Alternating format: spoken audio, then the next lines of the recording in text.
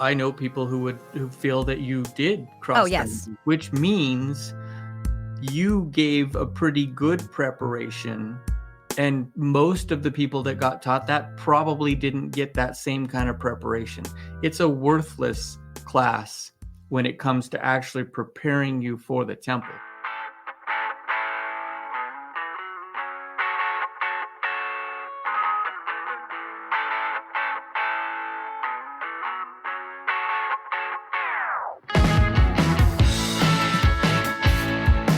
Unpacking Mormonism and Other Religious Trauma is meant for educational purposes only.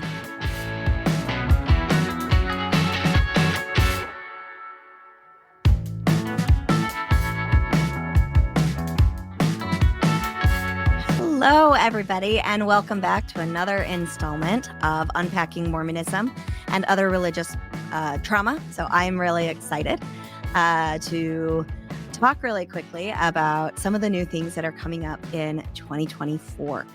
And so I did an introductory to 2024 and a Happy New Year episode. Actually, just a few minutes ago. You should have watched my quick wardrobe change. It was phenomenal. But in 2024, we are actually going to be reducing how frequently we release the Unpacking Mormonism episodes to every other week, because we are going to be dropping weekly episodes called Unpacking with Sarah. And in that, we are really excited to be working on developing a curriculum that will bring evidence-based treatment options and other tips and self-help, psychoeducational things to the general population, hopefully at a much lower cost than you can get in other areas. Everybody, I think, that I have spoken to, I'm sorry, just got a nice little message here from my producer that says, don't forget Mason's hot, sexy intro. I will not. He is so good looking. I will make sure that goes through. He is in the green room waiting anxiously to come on and show you his very freshly trimmed beard. It's amazing. So anyway, I am going to be working on a curriculum that will eventually be turned into a book, where we are bringing mental health wellness tools to you, because so many of us cannot afford traditional counseling services. The economy is really hurting here. And so our goal is to bring things to you that you would learn about if you sat in clinic with me at a fraction of the cost. So we are very, very excited about that. We are also opening our nonprofit organization here in the next couple of weeks called the Brig Foundation. Brig is not named after Brigham Young, not at all. His name is Brigham, and Brig was diagnosed with schizophrenia when he was a very young child. So he had pediatric onset schizophrenia, which is incredibly rare. Brig is the reason that I went into mental health, and he is the reason that I have a passion for bringing the things that I have learned, the knowledge I've gained, the skills I've gained to you at a fraction of the cost. Because during our struggle at that time, even the doctors did not have answers for us. The therapists did not have answers for us. And getting him into treatment was incredibly expensive and oftentimes out of our price range. Gratefully, Mason was in the Army and we had TRICARE, which covered most of Brig's treatment. And so our goal with the Brig Foundation is to provide scholarships and funding to individuals who are in that struggling working class, who do not have insurance or whose deductibles are so astronomically high that getting access to services becomes very challenging. So keep your eyes open for that. We're really excited to do that. And then we are still working on a logo. So here we are, Unpacking with Sarah. This lovely blonde lady is how I'm feeling about this project as she unpacks her box. So yay for 2024. And I would love to bring Mason on the stage. Mason, my hot and sexy co-host. Hey, lover, how are you? Yeah. It's not freshly trimmed, just in the interest of full disclosure. Excuse me, I trimmed it like last week. Yeah, that doesn't make it freshly trimmed. That's fresh for us. All righty. So Mason, what are we talking about today? Oh, We're talking about the preparation / not preparation, temple prep / not prep class. All right. What do you mean by that?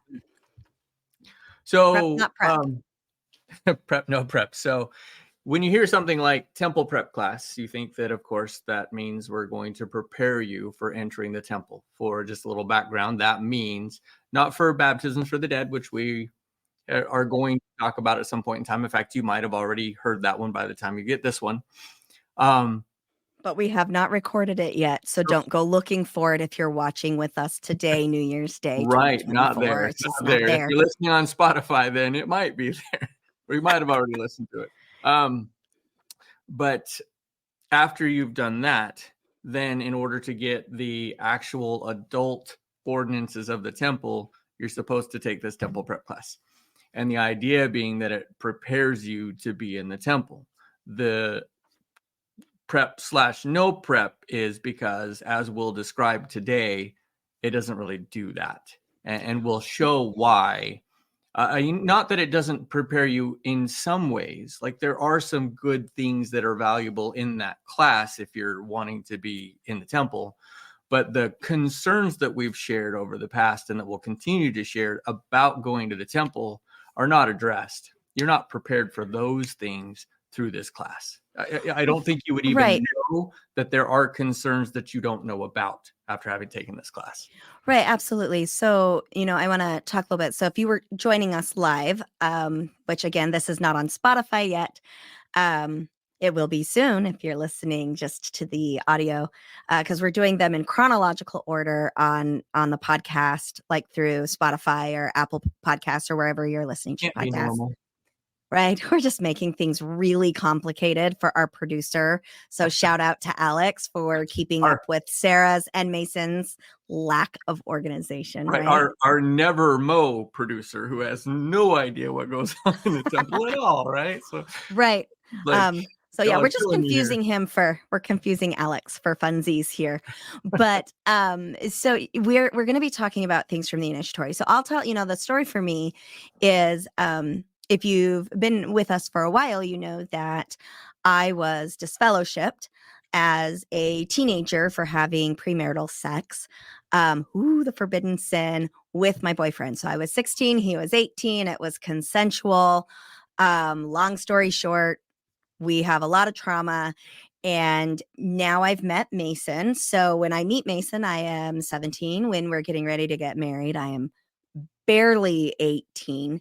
And so starting in January, so I am 17, I think, when I'm taking, no, I'm not. I'm lying to you. It was April. It was shortly after I turned 18. So I turned 18 the end of March. And in April, in prep for me to go to the temple in June to get married to Mason, I had to take the temple prep class. And it was required for me because I had sinned horrifically earlier in my life. And so I was really excited about this because I'm thinking, okay, I'm gonna learn a little bit about what goes on in there, because as we've said in the past, as you're a youth in Mormonism preparing to go to the temple, everything from the time you're itty bitty, like our formal education from the church about the temple begins when we're like 18 months old in the nursery and continues all the way up until you go to the temple or leave, whichever comes first, I guess. And so for me, what we've talked about is that they don't really talk about anything that occurs inside the temple because it's quote unquote sacred. And so we talk about going, we talk about being worthy to go, but we don't really have any freaking clue what goes on in there other than you go there to get married. And so, we did a live episode recently about the initiatory. And so one of the reasons why I would say, hey, spoiler alert here for what we're going to talk about today, nobody told me I was going to be naked underneath a sheet poncho for the initiatory. Nobody told me that, the washing portion of that initiatory was going to be old ladies touching parts of my body with droplets of water. And oh my goodness, Mace, I just had a thought like, My brain all of a sudden is exploding. Okay, coming to you live. Sarah Lightbulbs going on. The baptism is by immersion. It cannot be symbolic. Like in Mormonism, you have to go all the way under the water in a font that is underground and come up again to represent resurrection. But in the temple, the washing is symbolic, as in like they put a drop of water on your body parts rather than an actual washing. It used to be an actual washing, like in a bathtub, and it no longer is. It's a droplet. So we have kind of a Catholic sprinkling thing going on with touching. At least when I went through, they no longer touch you because people have complained so much. But nobody told me I was going to be naked under that sheet. Nobody told me. They said I was going to make covenants, but they didn't explain what they were. And so I really wanted, when I went to the temple, I was confused about what was going on. And then I remember, God bless my young women's leader at the time. She said, Sarah, when I went to the temple the first time, I was really shocked about some of the things. And I'm not allowed to tell you about a lot of those things that were shocking for me. But one of the things I can tell you, I'm going to tell you that really shocked me is you walk into the temple, you give them their recommend, you go back into the back, and one of the first things you're going to see is a cash register. And she said, I was shocked to see a cash register in the Lord's house. Now, I have to laugh at that now because of all the things that she could have prepared me for. A cash register is just not. That was exactly my thought. Right. It's not the one that's not the information that would have actually been helpful. Right. Okay. So why do they have a cash register? Right. Why do they have a cash register in the temple? It is for those who do not own their own ceremonial clothing. So in the temple, you wear white, and then you have all of this fancy getup that you'll be able to watch when we do our endowment stream with Julia Sanders and America Marvel. We are going to be breaking down the clothing and the handshakes and all of those things here in the next week or so. I won't announce that day and time until we are closer to it because life happens, right? Life happens. So anyway, but the cash register is because the members were required to pay a small fee in order to rent the clothing that they didn't own. And by a small fee, I want to say it was like $4 the last time that I had to rent clothing from the temple when I went. And that $4 is supposed to go to the laundering of the clothing that you use for the next person, blah, blah, blah, blah, blah. So anyway. Which is also in the temple, by the way. Yes. The laundry facility. When I went through the temple, there were only the large temples, so they all had a cafeteria as well. So shocker, there's at least 2 registers in the temple. Oh, yeah, because you're right. We had to pay for our food. Yep. Yeah, so there was a cafeteria. Mind blown. Man, we should stand right here. There's cash registers in the temple. Oh my gosh, can you believe it? Right. So that was the I can't tell you what goes on in there, but I was shocked. The one thing I can tell you that I was shocked about is there's cash registers. And yeah, Mason, you and I used to go to the Mesa Temple, and then we would go to the temple cafeteria as a lunch date. Y'all, that was hot stuff for newlyweds. Yeah, that's a heck of a date right there. Yeah, Mace, you really sucked at dates as newlyweds, Mr. Righteous Boy. I don't know if it's gotten much better. When I make up the date plans, I think they're amazing. All right. So, Mason, who takes these temple prep classes?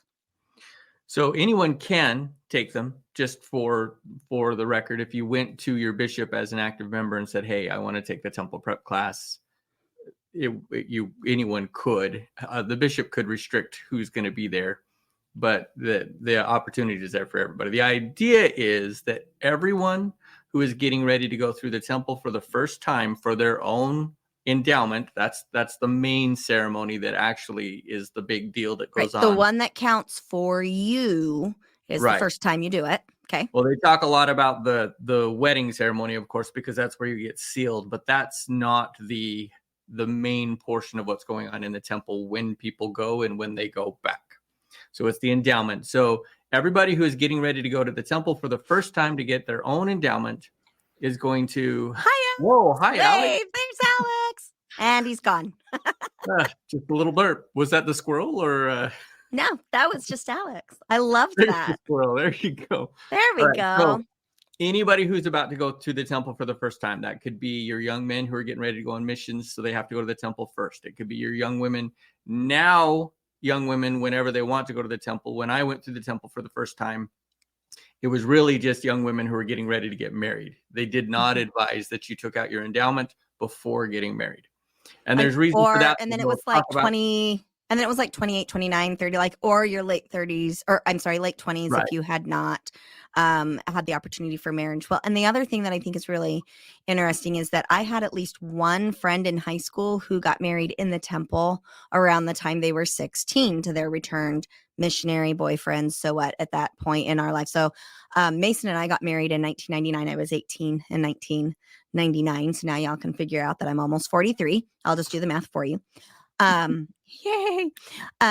So anyway, but I had some friends who did the temple prep class and whatnot as early as 16 because they were getting married at 16 to their return missionary boyfriends, and like parents were okay with that. Yeah. Ultimately, getting married in the temple is far more important than any age limit that might be there. Or brain development. Right. As long Readiness. as you're wanting to get married in the temple and you're worthy to do so, then the age isn't as important. But usually you're talking about like 18 to 21, 22 years old are about the time that most people are going through the temple now.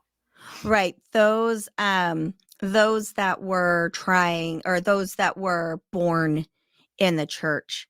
Sure. At least, yeah, for sure. Right. If you're a convert, then you would go through, you have to wait a year after baptism. Right. But then anytime after that, you could go through the temple. Right. And just a reminder to our viewers, whether you're Mormon, ex-Mormon, or whatever, feel free to ask us a question. We do see those comments and we're very happy to engage with you. That's kind of our goal. So please feel free. The other thing, Mason, that kind of makes me chuckle is like from the time I was itty bitty all the way up, they didn't get me excited about going to the temple for the endowment, for the covenants. We never really talked about that. We only talked about be worthy to enter the temple for marriage. But you cannot get married in a Mormon temple unless you've done the initiatory and the endowment. And there's one more thing there for men as well. Don't you have a second thing, Mason? Like you got the initiatory, and then there's something extra, I think, for the men priesthood wise. That's only if you're going through for the dead. Oh, okay. Only if you're okay. So for us females, if you're going through for the dead, the men have an extra thing that we didn't talk about with the initiatory. That's just an ordination to the Melchizedek priesthood. Okay, so your ordination to the Melchizedek priesthood before. Okay, yeah, before you move on to the endowment. Yeah, we were never really excited or taught about or prepped for the endowment. And so theoretically, temple prep is supposed to do that. Right. Well, and there's a reason for that. If I can just interject that real quick. You're going to interrupt me? Yeah. Oh, okay, go ahead. When you talk about the sealing, there's nothing to hide. It's a covenant between you and your spouse, and you've added God in there, which a lot of Christianity believes anyway. There's nothing to hide about the sealing. Like you won't get the actual ceremony, but the important pieces are you're getting married for time and eternity.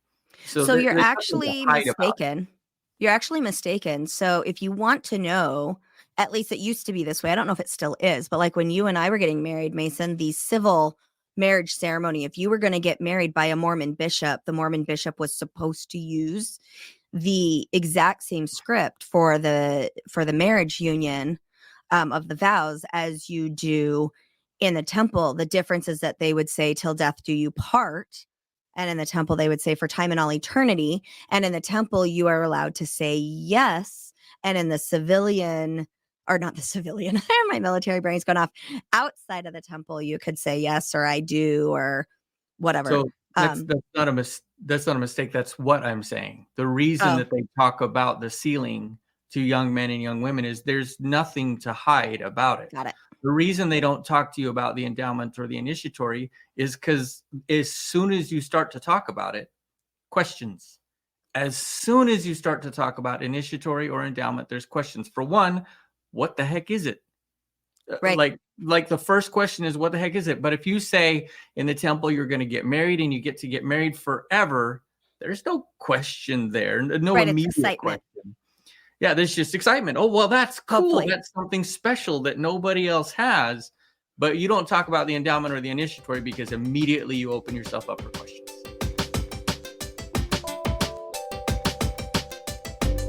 You can buy Trauma Bonded, a true story of navigating attachments forged in complex PTSD by me anywhere books are sold, including Audible. When you work in tech at Cox, you get to do meaningful work every day.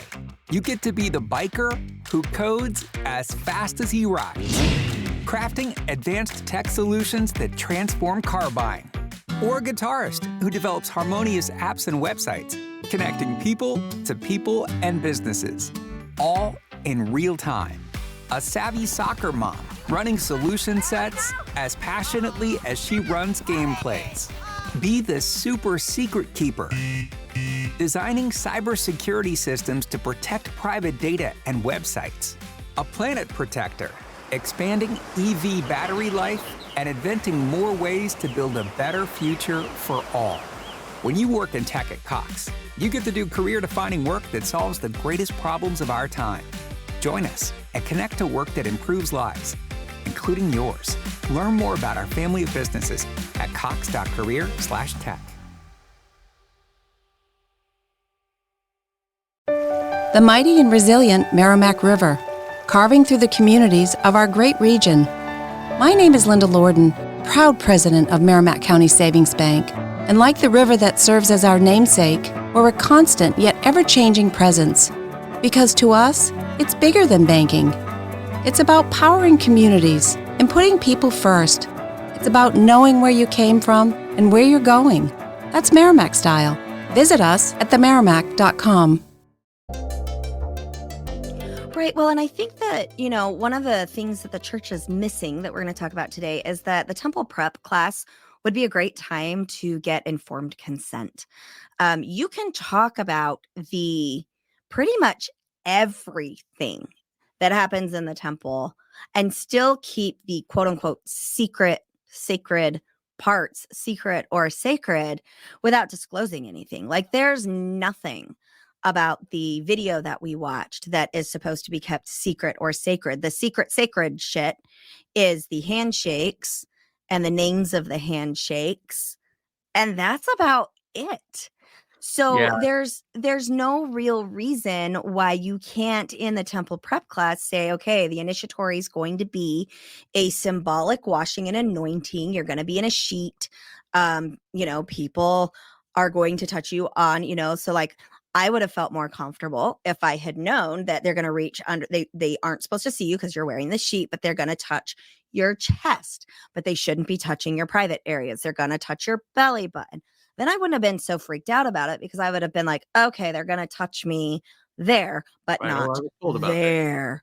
Right. Or then when you get to the endowment, they can say, you're going to watch a video on the creation.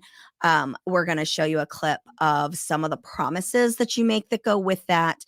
There's going to be some handshakes or tokens, or, you're going to get a signal at that point that we're not going to tell you about. But the things that you're going to be promising God are, you could say all of those things, and we will say all of those things. Stay tuned in about a week or two when we go live with Julia Sanders and America Marvel. But they could really go into those things and not take away from their secret or sacredness pieces of it at all. Yeah. Mason. Let me give an example too, Alex. If you can pull up the curiosity one. I just want to kind of show. So the ordinances and ceremonies of the temple are simple. They're beautiful. They're sacred. They are kept confidential, lest they be given to those who are unprepared. Curiosity is not a preparation. Deep interest itself is not a preparation. And this is what I really love here. Let me just pound this in. Preparation for the ordinances includes preliminary steps like faith, repentance, baptism, confirmation, worthiness, a maturity and dignity worthy of one who comes invited as a guest into the house of the Lord. Where in the heck does it say anything about what you're actually going to do? So this is curiosity, or curiosity is not enough. Deep interest is not enough. What you need essentially is a complete and total conviction to the church. Right. Well, and what I'm seeing in this is curiosity is very healthy. It's how we learn, and we're getting shamed for it. So if you're curious about what happens in the temple, you're not prepared. If you have a deep interest in it, that's not preparation either. What you need to be prepared to go to the temple is faith that we're right, repentance when you're wrong, baptism into our church, confirmation into our church. Confirmation is when you get the gift of the Holy Ghost, worthiness by Mormon standards, maturity and Following all the dignity. standards, yeah. I'm sorry, what, Mace? Which means following all the standards, the Right. temple recommend questions that we talked about already. Right. Which is why, as we go through this, what you're going to see is that temple prep isn't prep because it's super vague. And in fact, it's same shit, different day. So, Yeah. Mason, what was the name of the slide that you have that was like the list of the I'll get each to that one in just a classes? second. No, I'll get to do that it one in just a now. second. I'm going to throw a tantrum. Pull up the Talmage one. Oh, okay. So James E. Talmage was a historian. He was a scientist. He was also an apostle. He's the one that wrote Jesus the Christ, which is a very good book about Jesus Christ. Right. I actually would like to read it again as a non-member and see what I think about it. Now, Sure. I loved it when I read it as a member. I read it when I taught the New Testament in early morning seminary and absolutely loved it. I would love to reread it and see how my perspective has shifted. That would be fun. Go ahead, Mace. What is interesting about this is that James E. Talmage died in 1933. So let's read this quote from him. So this is and Mason, real quick before you do, I want to tell our viewers and listeners that in the links, you can click on those links and you can see all of this for yourself. So as we are burning through, this is what's talked about, this is what is not talked about. Go in and click the links for the manuals. You can see them. You can review them yourself and determine for yourself if you feel like that is truly preparation. Like once you read that, or you're like, oh yeah, now I totally get what's going on in the Mormon temple. You can do that for yourself. Go ahead, Mason. Right. So sometime before 1933, he said this. Apparently it was put in the House of the Lord pamphlet, something, I forget. I think it's a pamphlet that is supposedly kind of a preparation for the temple. And that was apparently edited in 1976 again. So anyway, quote, the ordinances of the endowment embody certain obligations on the part of the individual. So he's actually going to talk about the covenants that you make, such as a covenant and promise to observe the law of strict virtue and chastity. That's one of them. We covenant to obey the law of chastity.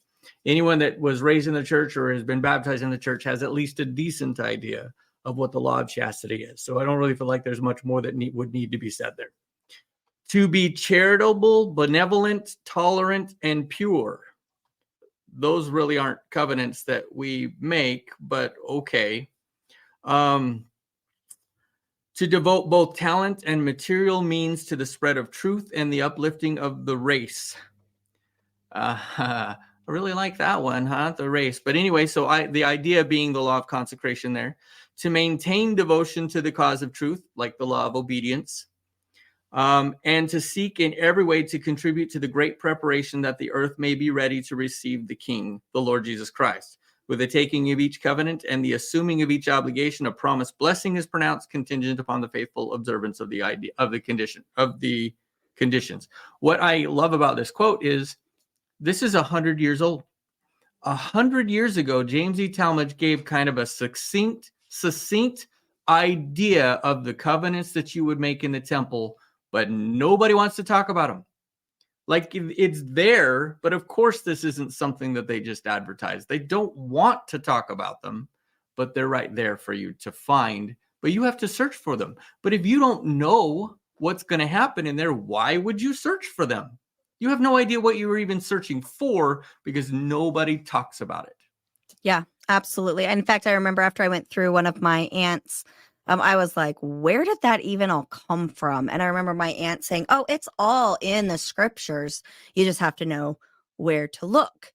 And right. I mean, even afterwards, I was like, I don't know where to look. Well, most of it was Old Testament. And I was like, wait, so our final our final course of instruction is from the Old Testament, even though the New Testament was supposed to have done away with all of the old laws and Well, whatnot. So let me correct that assumption too. It's not.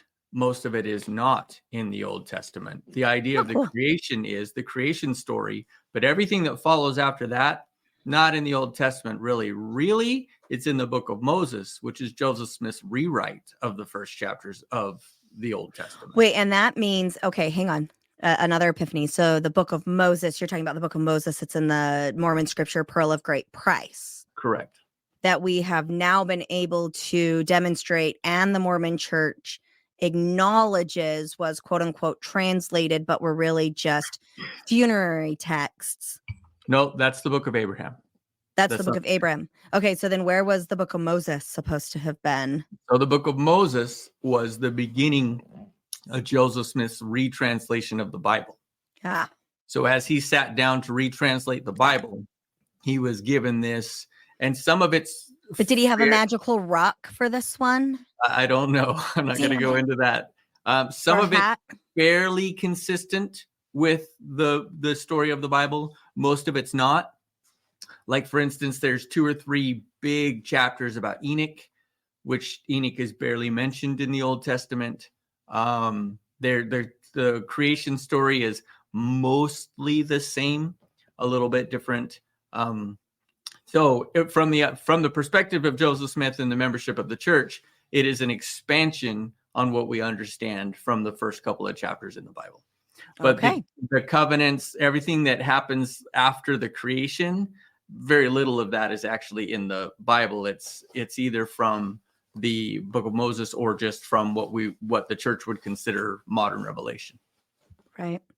So can I So pull up the chapter Yeah, headings the now? title page. There we go. Okay, so as you look at this, so Mason and I actually taught this class while we were in Killeen. Mason, I don't remember if you were the bishop when we were teaching this, or if this was before you were the bishop while I was the young women's president. I taught it a couple times, so I'm not sure either. I don't remember. Okay, so we taught this in our ward. We taught it together in our ward in Killeen, and I remember being frustrated as a youth, but even more frustrated in Killeen, because as you look at these chapter headings, so for those of you that are just listening on the podcast later, lesson 1 is the temple teaches about the great plan of salvation. So once again, if you've been a member all your life, you already know this stuff. If you're a convert, you've already learned about the plan of salvation in the missionary discussions and then through the gospel principles class, which is basically the missionary discussions all over again, with a little bit more expansion. So, they're like, oh, line upon line, precept upon precept. And I say brainwashing by teaching the same shit over and over again until it's so ingrained in your head that, brainwashing here. Go ahead, Mason. I think the term you're looking for is ad nauseum, right? You get it taught so much that you almost can't stomach it anymore. Right. And I think for me, like as a youth, I was going in like, okay, I'm going to finally learn something new, right? Because I'm 18. I've had the same stuff fed to me since I was born. And so the temple prep class, there was some excitement of, oh, good, I get to learn something that I don't already know. Right. And it's not. I got taught the plan of salvation. So lesson 2 is we must be worthy to enter the temple. Okay, great. That focuses mostly on sexual purity and the word of wisdom, which again, I've been taught about this all like over and over and over. Temple work brings great blessings into our lives. That one is a lot about family history work and how we're blessed because we're joining all of our family together. Lesson number 4, receiving temple ordinances and covenants. In that chapter, you're going to make these covenants. You're going to receive them, keep them quiet.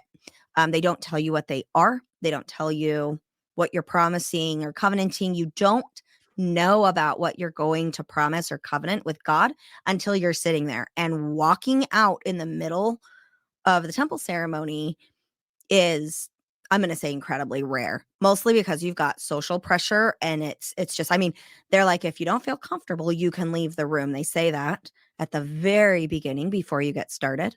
And then they don't say it again until you are at the very end, which is called the prayer circle, in which case it's like if you have hard feelings, get out of the prayer circle, but not leave. Yeah, Mason. Well, I would just say that they don't say if you're not comfortable with that. They just simply say anyone who is not willing to take those covenants, you're invited to leave. Right. But it's right at the beginning. What would be uncomfortable? Like there's nothing uncomfortable at that point in time. You're in white. That's Right. it. You're dressed in white. You're sitting in what looks like a chapel. Right. Like if your first nothing's time- happened yet. If it's your first time, you have a packet of temple clothes. You probably haven't even opened them up. You don't know what's in there. Nothing is uncomfortable at that point in time. It's still all excitement. It's like, cool, I am in the temple. This is awesome. Nothing uncomfortable. Yeah. Nothing has been exposed to you that would mean that would give you any kind of indication that you don't want to be there. Now, they do kind of go over the covenants a little bit now at the beginning, but it's still just the covenants. The covenants are not what make people uncomfortable. No. Like you're No, not because really the covenants- covenanting. Right. You're not Because the covenanting to covenants. do anything that you haven't already known you were going to do. Right. So some of the covenants are that you're not going to speak evil of the Lord's anointed. You're not going to cheat on your spouse. So it's like you promise and covenant before the Lord that you will have no sexual relationships unless you are lawfully and legally wedded. Or outside the bounds of lawful legal matrimony. Like that's the covenant that you're making. And so yeah, they're not, it's not the creepy stuff. And I think the thing too is, you're here because you're willing and probably curious, and it's the next step. But yeah, they don't tell you anything. So receiving temple ordinances and covenants, and then lesson 5, learning from the Lord through symbols. But once again, they don't tell you what the symbols are. They just kind of tell you things are symbolic. Go ahead, Let me Mason. comment about that too. So I wrote down some of the things that we do get taught in this preparation and some of the things we don't get taught. So on this symbol one, the very first thing that you see is them talk about a flag. So the symbol, a flag is a symbol, right? That's what they're teaching as a symbol. They teach about flags. They have a picture of a cross. Those are symbols. They then talk about parables like a lost sheep, the mustard seed, the pearl of great price, these stories that Jesus told. These are all symbols. Well, maybe in one way you can look at them as symbols, but that's not what we're talking about in the temple. When you're talking about symbols, you're talking about something completely different than that. So they're giving you the impression that they're preparing you for symbols, quote unquote, in the temple, but they haven't prepared you for symbols in the temple. They've talked about them as something different than what you're going to see. Correct. I agree with that. And we are going to go through those again with Julia and America as we begin the breakdown of the endowment here in the next little bit. Oh, can I also, real quick, some of the things that you're not taught? You're not taught that the ceremonies have changed. You're not told that.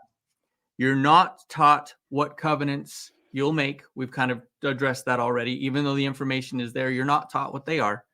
And you're not taught anything about the symbols, tokens, and signs. Now, obviously from there, they bring up symbols. So you could have a vague idea that something symbolic is going to happen. But what do they call baptism? Baptism is symbolic of the death and the resurrection. Death, burial, and resurrection of Jesus and of yourself. That's symbolic. That doesn't prepare you for what you're going to do in the temple. So it's this double speak, like, well, we're going to talk about symbols, but they're not talking about symbols, not as it relates to the temple.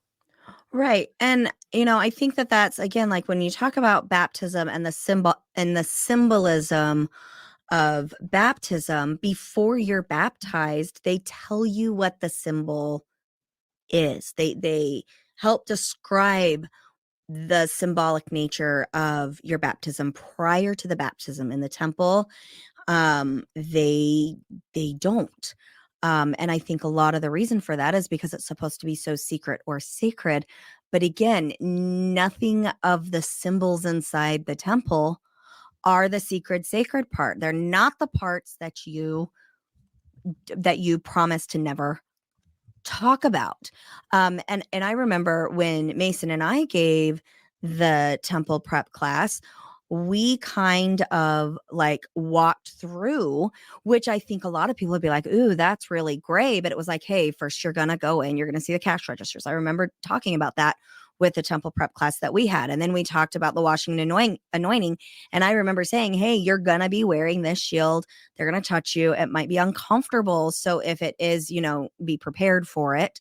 I didn't say, hey, if being touched by somebody underneath your sheet on your body makes you uncomfortable, then don't go. It was, hey, be prepared because this is going to happen to you. But I didn't have to reveal I was like, it's washing and anointing. So you're going to hear about like blessings the Lord wants to give to you. And that as long as you're keeping the covenants of the Lord, the promises that go with those blessings. And I didn't have to share what the blessings or promises were to say, these are positive blessings that you get as you obey. Like then we talked about, you go into the endowment room and you watch a film on the creation, and that's where you're going to have the, the things that we're not allowed to talk about. But all of the promises that you're making, except a couple of them are pretty much, they won't shock you. What's kind of thing. And then you're gonna, go up to a place where they, have somebody there to coach you in case you've forgotten the words. That was something that I said, because I was like, you're going to get up to what's called the veil in the temple, and you're going to have to recite all of the sacred secret stuff that you've learned during your video presentation. But you don't need to panic. You don't need to be concerned, because somebody's going to be standing right there to make sure you do it right. And as you forget those words, they will be there to help coach you through it. And then you're going to walk through the veil into the celestial room. And then we showed pictures of the inside of a temple from the LDS's website that were pictures of temples before they were dedicated. So, and I never felt like we had crossed any boundaries, but I do remember people coming to me and saying, I'm so glad you told me about that initiatory, because that would have really freaked me out if you hadn't. I was able to sit there and listen better because I knew that they were going to touch my body under the sheet, but because you had said they're not going to touch, my private parts, that I would be okay. And then it was shortly after that they changed it so that there's no physical touching of bodies.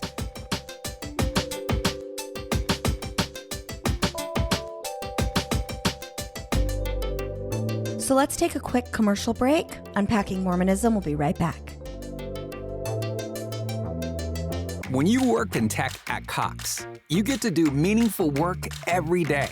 You get to be the biker who codes as fast as he rides, crafting advanced tech solutions that transform car buying, or a guitarist who develops harmonious apps and websites, connecting people to people and businesses, all in real time.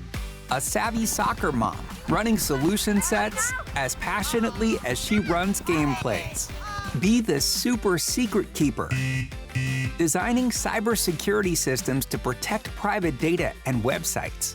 A planet protector, expanding EV battery life and inventing more ways to build a better future for all. When you work in tech at Cox, you get to do career-defining work that solves the greatest problems of our time. Join us and connect to work that improves lives, including yours. Learn more about our family of businesses at cox.career/tech.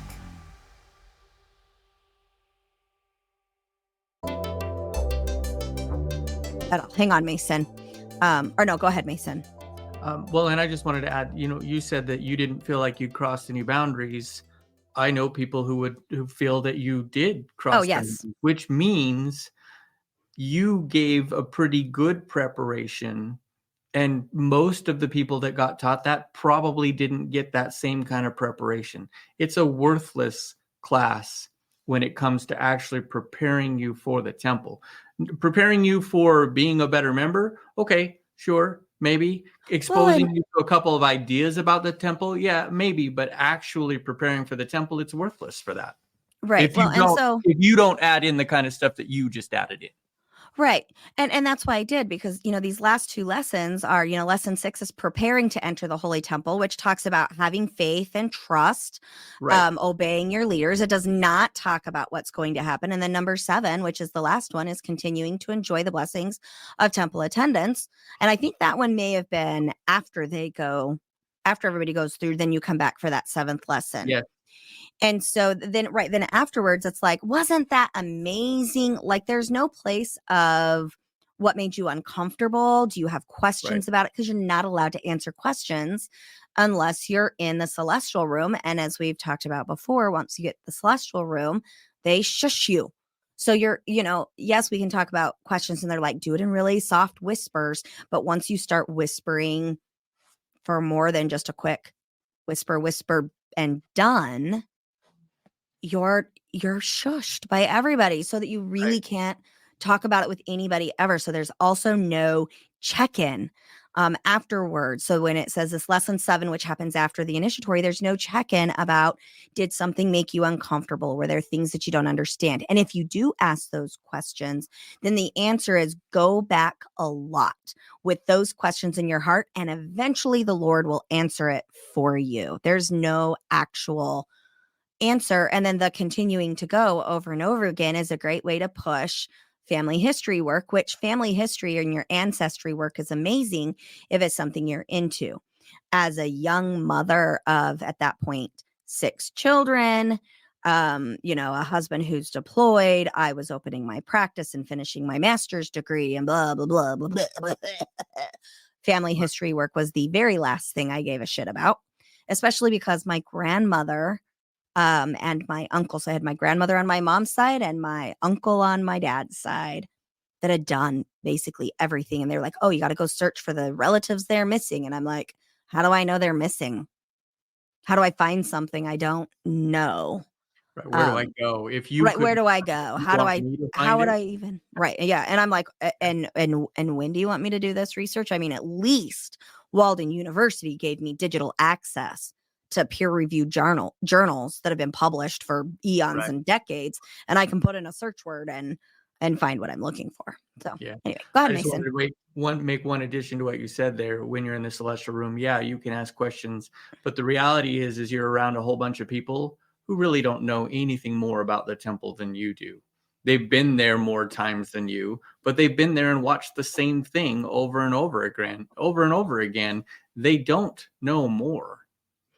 They've maybe had some insights that they might feel comfortable sharing with you, but the kind of things that you're uncomfortable with or need to have more information about, they don't know more. So they make it sound as if you can talk to people and get lots of answers in the celestial room, but you don't. Right, because nobody knows more about what goes on in the temple than those who have actually been there. Yeah. And any changes to that temple stuff are going to come from the first presidency.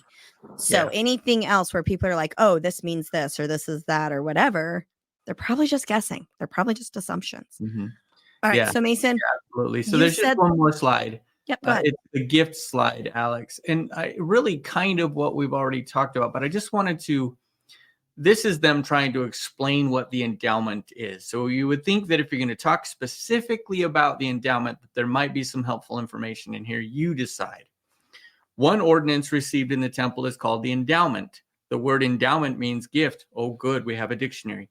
Well, and pause. I'm gonna pause you for a minute. An endowment is basically like a gift of an inheritance. So if I have an endowment, right? If I'm a trust fund baby, then I can assume that endowment or that trust fund is going to come with certain things, money, and privileges. I can say, hey, I'm one of Sarah and Mason's 8 children. So therefore, that means that when they die, their assets are going to be divided, and I can reasonably expect to receive cash payout or certain items that my mom and dad promised to me while they were alive. Like, an endowment is, yes, it's a gift, but it's not a secret gift.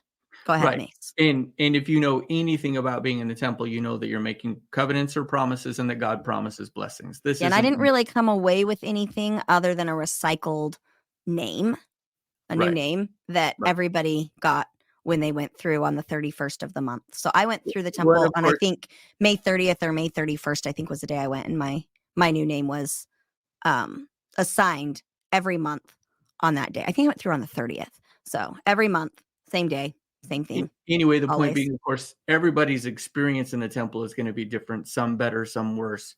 Right. But this is not preparing you. So far, we haven't heard anything that would prepare us for the endowment. Right. So the word endowment means gift, and the temple endowment truly is a gift from God. Woohoo. The ordinance consists of a series of instructions and includes covenants to live righteously and follow the requirements of the gospel. Nothing new there. Like nothing new there. The endowment focuses on the Savior. Whoopee. So does everything in the church. Sort of. No, I would say the church actually I said sort of. mentions Joseph Smith and the current prophet more than they mention Jesus. I said sort of. Oh, okay. The endowment focuses on the Savior, his role in Heavenly Father's plan, and the personal commitment of each member to follow him. Like there is nothing of value to prepare you for the endowment in that paragraph. Let's go on to the next one. Another temple. Oh, there was one other thing. One ordinance received in the temple is called the endowment. They can't say the main ordinance. They can't say the big one. They're just one of them. Just one of them. Just one the of the one that things takes you're the gonna go through. longest. Right. Just one of the things that you're going to go through. The one that's the most uncomfortable in connection with the other one that you're going to get right before that. Another temple ordinance is celestial marriage. In this ordinance, husband and wife are sealed to one another for eternity. A sealing performed in the temple continues forever if the husband and wife are faithful to the covenants they make. Like no new information. Like there's nothing of preparation there. This is just, hey, this is it. In case you missed it in the 1,000 times that somebody has talked about it before you got here, just to make sure. Like that isn't helpful in preparation. Yeah. So Mason, is there any last words you wanted to leave with our audience today before I close us out?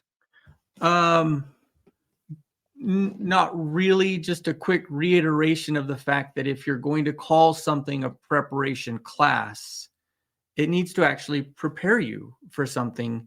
And that's my argument with this. Like my temple, when I went through the temple for the first time, not a bad experience. Like I had a decent experience. I didn't understand a lot. I didn't really know if I had to remember or not remember or whatever. Like I didn't know anybody was going to be standing at the veil helping me to remember these things. I had a terrific memory. So I'm sitting here going through this, just trying to remember all this stuff, because this is incredibly important. So my experience wasn't bad. Like I don't have any negative experiences about being in the temple. They weren't all positive, but I don't have any negative experiences about being in the temple. But when it comes to preparation, that's because you got to take lots of naps when we went back over and over. I've slept through the video many times.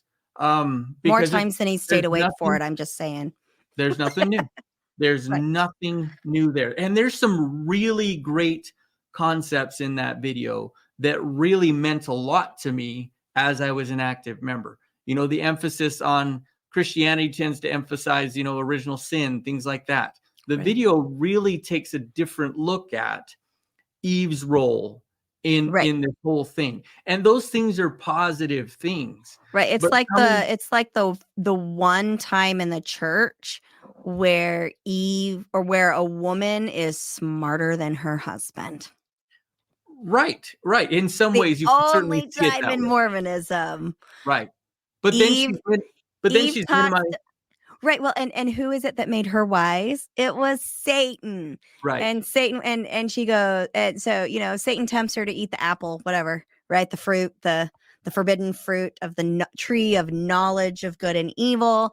And so Satan comes to her and says, do you want to be like a god and know good from evil? And she's like, I've been told not to eat that. And then he talks to her a little bit more. And then she asks him, is there no other way to get this? And Satan says, nope, there's no other way. And the thing is that Satan is being honest in that moment. Yeah. There is no other way. And Eve goes, well, if there's no other way, how the hell am I supposed to, she doesn't say hell, but how the hell am I supposed to obey this other commandment of multiply and replenish the earth?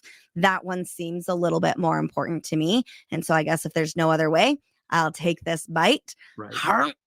And then Right. Satan says, now go teach Adam because he's too dumb to listen to me. So for the one and only time in Mormonism where the woman is wiser than the man and they admit to it is in that temple video. Yeah, well, The and only we're time. going to talk more in depth about those kind of concepts when we go through the endowment. We have 2 Yeah. shows dedicated to that to talk about those things. Right. But mostly I want to just remind you, if someone says this is going to prepare you for something, I expect it to prepare me for something. If you went to a class and they said, hey, today's going to be a class to prepare you for the test tomorrow, you would expect to hear material that's going to be on the test. If you Right. go to the gym and say, I want to get hang prepared. on, and an opportunity to say, like, because, when I'm preparing for a test at school, I am getting a lot of the information that I've already learned on repeat, but it's an Yeah. opportunity for me to ask a question and Yeah. have it explained in a different way so that I can be successful on the Right. test, so that my nerves are calm and I'm in a mindset of learning. Right. And if you pay attention, you'll be better prepared for the test the next day. If I went to the gym and said, hey, I want to run a marathon, what do I need to do to get prepared? And they handed me a magazine that talks about, it's the running magazine. Read this, that'll get you ready. Bull crap. Like, no, it won't. It might help a little bit, but it does not prepare me. The only way to really prepare for a marathon is to get out on the street and run your ass off. That's the only way to really prepare. And so if a temple prep class is claiming to prepare you for something, the peak ordinances of the church, but doesn't do that, then you're telling a story. And like we've Absolutely. demonstrated in a lot of our episodes, the church tells a different story than reality. And that's what's Yes. going on here as well. Absolutely. Mason, say that with more passion and intensity. All right. So we'll let Mason step off his soapbox on, if you're going to give me a preparation class, Hold it on, better be put for the chair- prep. Yeah. put the Yeah. chair Lower your down chair. here. Okay. I'm off the Awesome. Good soapbox. job, Mason. I love it. No, I'm going to say, okay, so let's answer our question. And the title of the show, does temple prep actually prepare you for entering the temple? We're going to say no.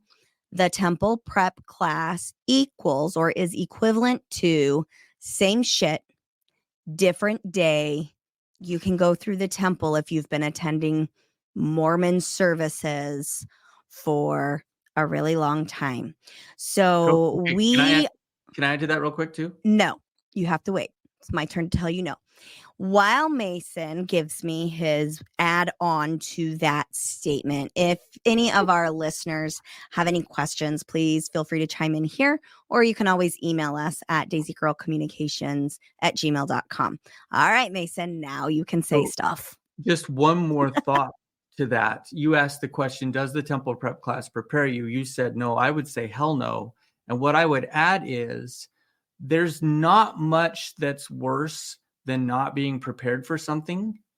But one thing that is worse is believing you're prepared for something when you're not. And I think that that's a big deal here, is that they're making it seem like you're prepared. Well, I'm going to the temple. I've done the temple prep class. I'm ready to go. And when you get there, you're not ready to go. And you're not prepared for covenants, and you're not prepared for all the weirdness, the Masonic weirdness that's going on there. You're just not. And so one of the things worse than not being prepared is believing you're prepared when you're not. Well, and I would add on to that, there's a lot of things I've done that I thought I was prepared for and wasn't. We all.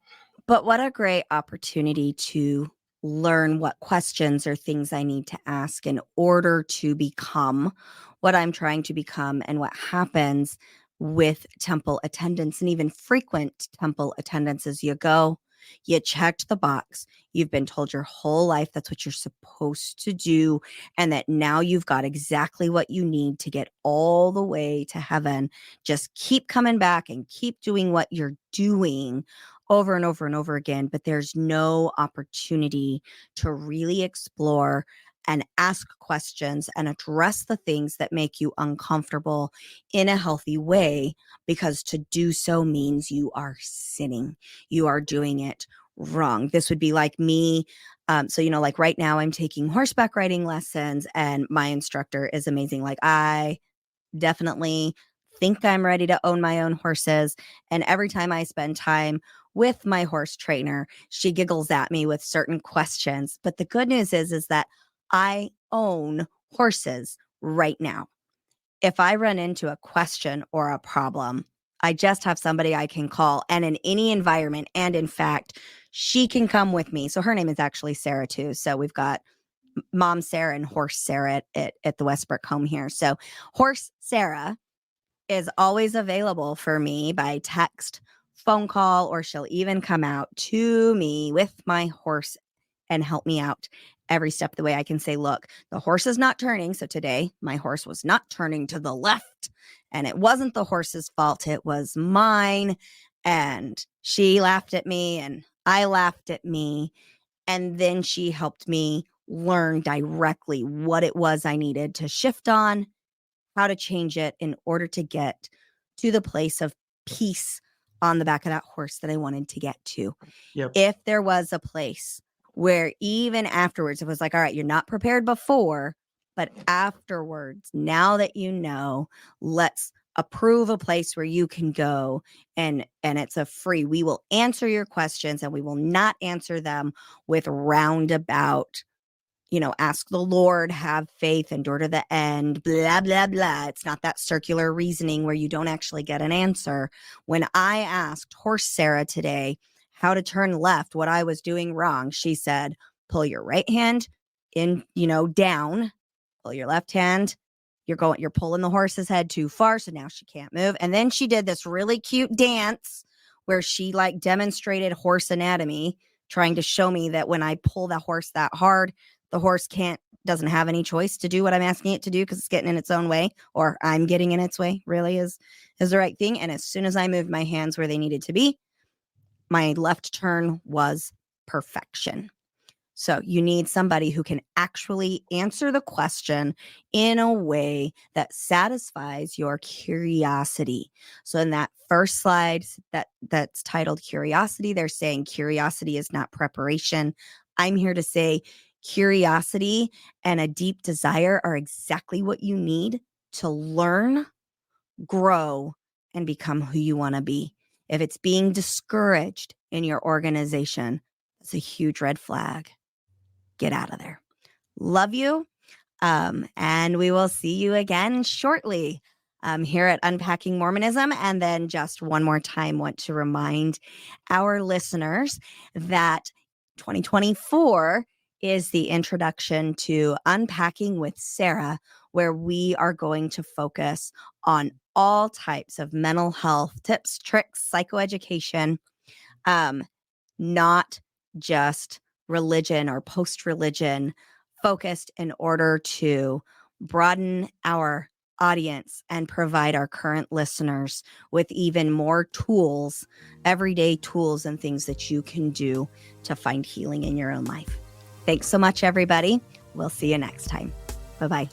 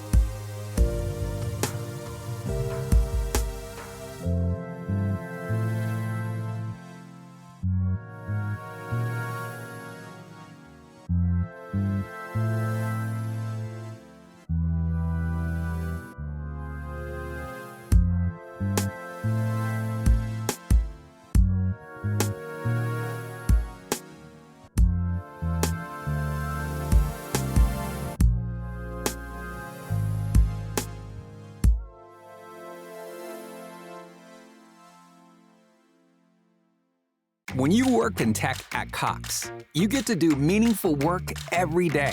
You get to be the biker who codes as fast as he rides, crafting advanced tech solutions that transform car buying. Or a guitarist who develops harmonious apps and websites, connecting people to people and businesses, all in real time. A savvy soccer mom running solution sets as passionately as she runs gameplays. Be the super secret keeper, designing cybersecurity systems to protect private data and websites. A planet protector, expanding EV battery life and inventing more ways to build a better future for all. When you work in tech at Cox, you get to do career-defining work that solves the greatest problems of our time. Join us and connect to work that improves lives, including yours. Learn more about our family of businesses at cox.career/tech.